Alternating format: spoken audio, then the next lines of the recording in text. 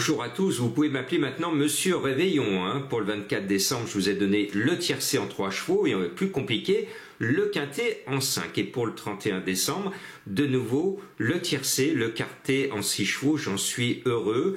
Tous mes vœux pour cette année 2025, elle vous apporte beaucoup de bonheur, de chance, de santé, je vous envoie du bon fluide, que tout se passe bien pour vous. Je vais faire en sorte de vous faire gagner des sous quand c'est possible, quand la logique est là et quand mon papier est bien fait, mais je le fais bien tous les jours. Donc que tout se passe bien pour vous. On part ce mardi à Vincennes avec 2 petits couacs. Un est non partant, l'un des couacs est non partant, c'est le 14, Dylan Dog Fonte.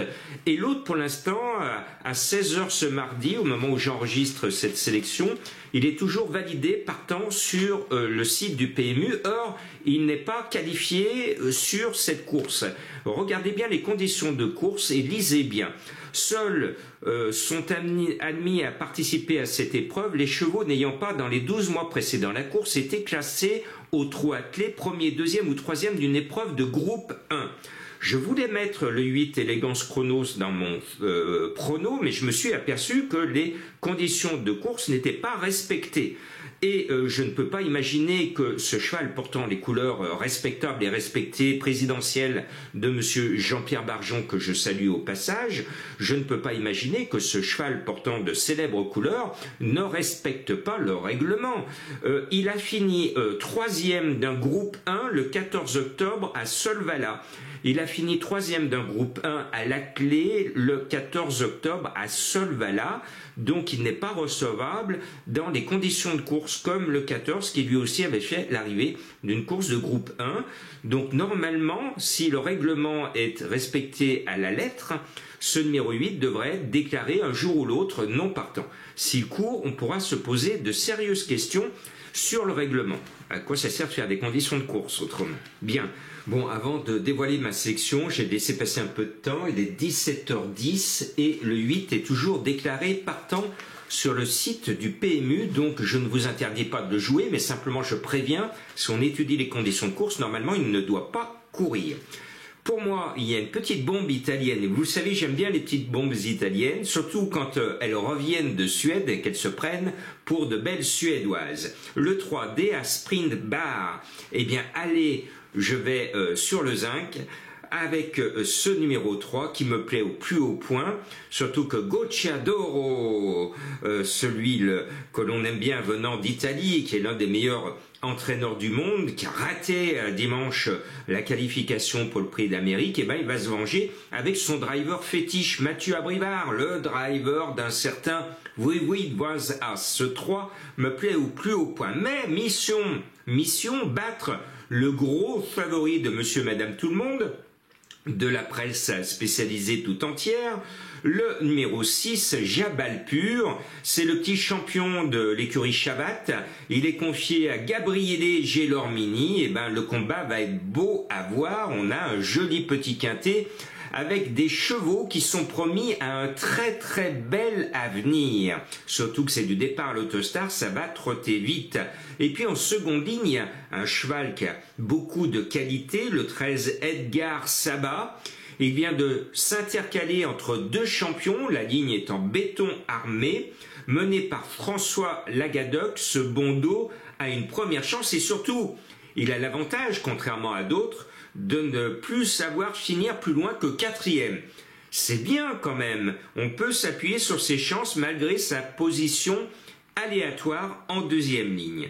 Le 2 Joconde Sibet, si vous me permettez l'expression, c'est une peinture. Quand on dit d'un cheval c'est une peinture, ça veut dire qu'il est très beau ou qu'elle est très belle. Et autre expression turfiste, on dit qu'un cheval qui est très beau, surtout au rond de présentation, on dit il nous tire l'argent de la poche. Eh bien, allez, jouons les Léonard de Vinci, mettons ceux de Joconde Sibet. J'espère que si elle est là, on fera un plus beau et plus large sourire que la célèbre Mona Lisa.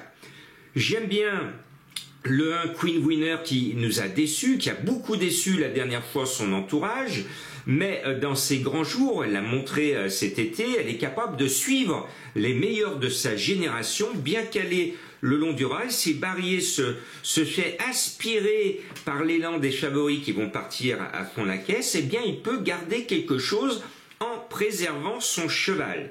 Et puis le premier cheval de Madame Colombo est le 7 caviarissime. Alors avec le cheval on ne va pas manger de caviar ce 1er janvier parce que le cheval ne va pas nous faire toucher une fortune. Il compte parmi les favoris, il va être un 9 contre 1. Il faut dire qu'il est entraîné et mené par l'homme qui depuis le début du meeting trotte sur l'eau, Mathieu Mottier. Et ceux qui sont abonnés au Prono du Cœur sont contents parce qu'à la mi-octobre, et je l'avais répété début novembre dans des vidéos spéciales Prono du Cœur, et qu'il fallait suivre dans toutes les spécialités Mathieu Mottier. Et depuis que j'ai posté ces vidéos, Mathieu Mottier a cartonné dans les 2 disciplines, donc on ne l'abandonne pas. Ce numéro 7, excellent choix de Madame Colombo. Et puis le 11, Immortal Doc, nous a surpris. Même son entourage n'y croyait pas la dernière fois. Il est 4e à une cote énorme. Cette fois, il sera beaucoup plus joué, mené par Johan Le Bourgeois. Bon, il faut qu'il se tire de son numéro piège, mais il est quand même dans le dos de Jocon Sibet du numéro 3 des Spring Bar, donc derrière des chevaux qui vont avancer au départ, et donc il doit venir grignoter un petit accès ici. Donc normalement le 8 aurait dû être dans ma sélection, mais comme j'ai un gros doute sur sa participation, eh bien je le remplace par le 4 Global Daube, mené par Benjamin Rochard. Le cheval a beaucoup déçu son entourage dernièrement, mais c'est un cheval qui a la pointure des grandes joutes européennes. Il a toujours été estimé, il a un moteur, il part devant, et c'est surtout ce sniper français qui est au sulky, un certain Benjamin Rochard. Le cheval est quand même bon, il avance, il est sur son départ de prédilection l'Autostar, eh bien il peut se réveiller et chasser sa bulle récente qui ne reflète pas sa grande qualité. Voilà, j'espère vous avoir donné le premier quintet de l'année 2025. Encore tous mes voeux pour cette année. Je termine par des chevaux mystères, avec une qui s'impose pour moi, parce que vous le savez, depuis 15 hivers, je passe beaucoup de temps, de jour comme de nuit, dans les rues de l'agglomération lyonnaise pour prêter secours à mes amis sans-abri. Et ce cheval porte le nom, c'est une fifi, elle porte le nom d'une dame que l'on voit sur le trottoir et qui est en situation dramatique d'oubli et d'abandon total. Quel est le nom de ce cheval? Et si vous rencontrez ce genre de demoiselle, de dame, proche de chez vous, promettez-moi en ce début d'année et tous les autres jours de l'année de lui prêter tout simplement assistance. Voilà un joli vœu. Soyons tous unis pour aider ceux qui souffrent et ceux qui souffrent sous vos fenêtres. Et encore une fois, courage à mes amis de Mayotte et courage à tous ceux qui sont dans la misère totale, qui sont dans l'abandon et qui souffrent des conflits ou de l'oppression. Tout pays confondu, je n'oublie personne, je pense à vous.